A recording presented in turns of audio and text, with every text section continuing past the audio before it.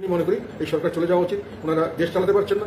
ওনারা বাংলাদেশের রাজনীতি সম্পর্কে তাদের কোনো ধরনের কোনো রকম ধারণা নেই এবং ওনারা যত তাড়াতাড়ি চলে যায় আমি মনে করি দেশ ও জাতির জন্য ততই মঙ্গল এবং সামনের দিকে হয়তো আমরা একটা ভালো দেশ বা একটা বসবাসযোগ্য একটা বাংলাদেশ তৈরি করতে পারবো।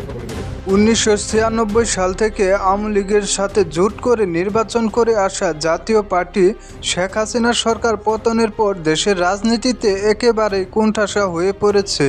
কেন্দ্রীয় কার্যালয় ভাঙচুর, সভা সমাবেশে নেতাকর্মীদের ওপর হামলা মামলার পর এবার গতকাল দলটির ইফতার মাহফিলে হামলার ঘটনার ক্ষোভ প্রকাশ করেছে জাতীয় পার্টির চেয়ারম্যান জি.এম. কাদের।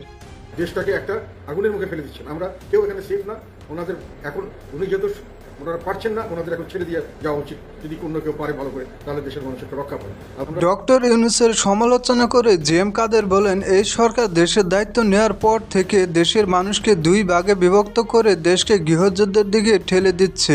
বাংলাদেশের রাজনীতি সম্পর্কে তাদের কোনো ধরনের কোনো রকম ধারণা নেই এবং তারা রাষ্ট্র পরিচালনা কীভাবে হয় সেই সব সম্পর্কে, বাংলাদেশের রাষ্ট্র কীভাবে পরিচালিত হয়, তার রাজনীতি কীভাবে পরিচালিত হয় সে সম্পর্কে তাদের কোনো বাস্তব কোনো অভিজ্ঞতা নেই।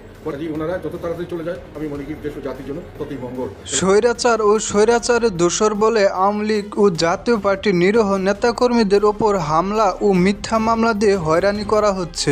বাংলাদেশের রাজনীতি সম্পর্কে এই সরকার ও উপদেষ্টাদের কোনো ধারণা নেই বলেই দেশের আইনশৃঙ্খলা পরিস্থিতি চরম বিপর্যয়ের মুখে পড়েছে। কিভাবে একটি রাষ্ট্র পরিচালনা করতে হয় সেই জ্ঞানটুকুও নেই এই সরকারের। জি.এম. কাদের বলেন, ডক্টর ইউনূস 7 মাসে ব্যর্থতার পরিচয় দিয়েছেন। যত তাড়াতাড়ি তিনি বিদায় হবেন ততই দেশের জন্য মঙ্গল। এছাড়াও আগামী নির্বাচনে ডক্টর ইউনূসের নিরপেক্ষতা নিয়েও প্রশ্ন তোলেন জি.এম. কাদের। অন্যদিকে সাংগঠনিকভাবে দুর্বল হয়ে পড়া আওয়ামী লীগ গত কয়েক মাসের বিপর্যয় কাটিয়ে নতুন সাংগঠনিক কৌশল ব্যবহার করে নেতাকর্মীদের উজ্জীবিত করে রাজনীতিতে সক্রিয় হওয়ার চেষ্টা চালাচ্ছে। বিভিন্ন সূত্রে জানা যায়, ডক্টর ইউনূস সরকারের পতন ও আগামী নির্বাচনকে সামনে রেখে আওয়ামী লীগের সাথে জোট করে নির্বাচন করা জাতীয় পার্টি, জাসদ, সিপিবি সহ বেশ কয়েকটি দলের সঙ্গে ঐক্যবদ্ধভাবে আন্দোলন করতে পারে আওয়ামী লীগ।